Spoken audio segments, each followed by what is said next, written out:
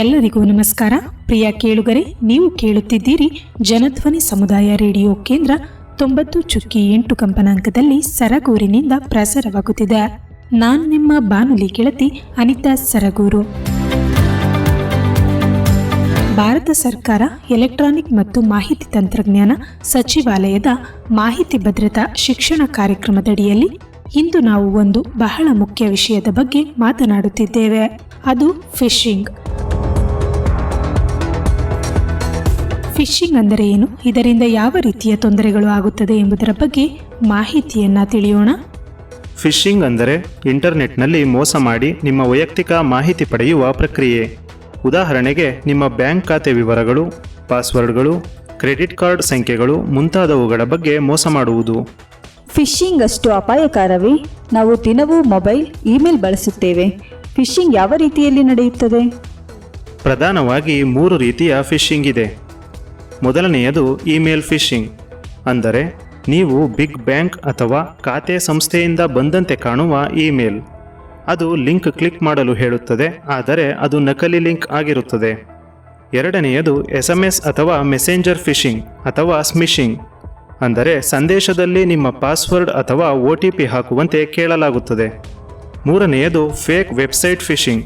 ಅಂದರೆ ನಕಲಿ ವೆಬ್ಸೈಟ್ ನಿಮ್ಮ ಲಾಗಿನ್ ವಿವರಗಳನ್ನು ಕಳ್ಳತನ ಮಾಡಲು ತಯಾರಾಗಿರುತ್ತದೆ. ಹೌದು, ಇವುಗಳನ್ನು ಗಮನಿಸದೇ ಇದ್ದರೆ ದೊಡ್ಡ ತೊಂದರೆ ಆಗಬಹುದು. ನಾವು ಹೇಗೆ ಇವುಗಳಿಂದ ಎಚ್ಚರಿಕೆಯಿಂದ ಇರಬೇಕು? ಇದಕ್ಕೆ ಕೆಲವು ಸುಲಭ ವಿಧಾನಗಳಿವೆ. ಯಾವುದೇ ಲಿಂಕ್ ಮೇಲೆ ಕ್ಲಿಕ್ ಮಾಡುವ ಮೊದಲು ಪರಿಶೀಲಿಸಿ, ಅದು ನಿಜವಾದ ವೆಬ್ಸೈಟ್ ಲಿಂಕ್ ಆಗಿದೆಯೇ ಎಂದು ಪರಿಶೀಲಿಸಿಕೊಳ್ಳಿ. ಯಾರಾದರೂ ನಿಮ್ಮ ಪಾಸ್ವರ್ಡ್ ಅಥವಾ OTP ಕೇಳಿದರೆ ನೇರವಾಗಿ ನಿಮ್ಮ ಬ್ಯಾಂಕ್ ಅಥವಾ ಸಂಸ್ಥೆಗೆ ಕರೆ ಮಾಡಿ. ಪಾಸ್ವರ್ಡನ್ನು ಬದಲಾವಣೆ ಮಾಡಿಕೊಳ್ಳಿ ಮತ್ತು ಪ್ರತಿ ವೆಬ್ಸೈಟ್ಗೆ ವಿಭಿನ್ನ ರೀತಿಯ ಪಾಸ್ವರ್ಡ್ಗಳನ್ನು ಉಪಯೋಗಿಸಿ.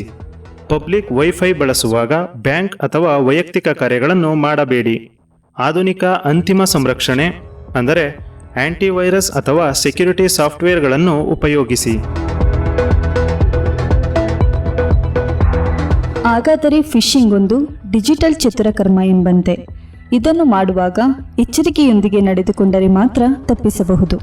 ನಾವು ಅರಿವು ಮೂಡಿಸುವ ಮೂಲಕ ನಮ್ಮ ಕುಟುಂಬ, ಸ್ನೇಹಿತರು ಮತ್ತು ಸಹೋದ್ಯೋಗಿಗಳನ್ನು ಸಹ ರಕ್ಷಿಸಬಹುದು. ಹೌದು ಸ್ಮಿತ್, ನಿಮ್ಮ ಸ್ನೇಹಿತರಿಗೆ ಈ ಮಾಹಿತಿಯನ್ನು ಹಂಚಿಕೊಳ್ಳಿ. ನಿಮ್ಮ ಹಣ ಮತ್ತು ಮಾಹಿತಿಯನ್ನು ಕಾಪಾಡಿಕೊಳ್ಳಿ.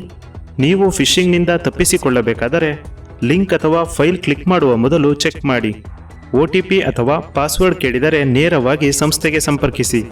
ಸುರಕ್ಷಿತ ಪಾಸ್ವರ್ಡ್ ಉಪಯೋಗಿಸಿ. ಪಬ್ಲಿಕ್ ವೈಫೈ ಮೇಲೆ ಲಾಗಿನ್ ಮಾಹಿತಿ ಹಂಚಬೇಡಿ.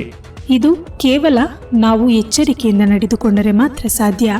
ಪ್ರಿಯ ಶ್ರೋತೃಗಳೇ, ನಿಮ್ಮ ಡಿಜಿಟಲ್ ಜೀವನವನ್ನು ಸುರಕ್ಷಿತವಾಗಿಡಿ, ಎಚ್ಚರಿಕೆಯಿಂದ ಡಿಜಿಟಲ್ ಸೇವೆಗಳನ್ನು ಉಪಯೋಗಿಸಿ ಎಂದು ಹೇಳುತ್ತಾ, ಭಾರತ ಸರ್ಕಾರ ಎಲೆಕ್ಟ್ರಾನಿಕ್ ಮತ್ತು ಮಾಹಿತಿ ತಂತ್ರಜ್ಞಾನ ಸಚಿವಾಲಯದ ಮಾಹಿತಿ ಭದ್ರತಾ ಶಿಕ್ಷಣ ಕಾರ್ಯಕ್ರಮದಡಿಯಲ್ಲಿ ಪ್ರಸಾರವಾಗುತ್ತಿರುವ ಈ ಕಾರ್ಯಕ್ರಮವನ್ನು ಇಲ್ಲಿಗೆ ಮುಗಿಸುತ್ತಿದ್ದೇವೆ. ಮತ್ತೆ ಮುಂದಿನ ಸಂಚಿಕೆಯಲ್ಲಿ ಮತ್ತೊಂದು ವಿಷಯದ ಬಗ್ಗೆ ತಿಳಿದುಕೊಳ್ಳೋಣ. ಅಲ್ಲಿಯವರೆಗೂ ಕೇಳ್ತಾ ಇರಿ ಜನಧ್ವನಿ. ಇದು 90.8 ಕಂಪನಾಂಕದಲ್ಲಿ ಸರಗೂರಿನಿಂದ ಪ್ರಸಾರವಾಗುತ್ತಿದೆ.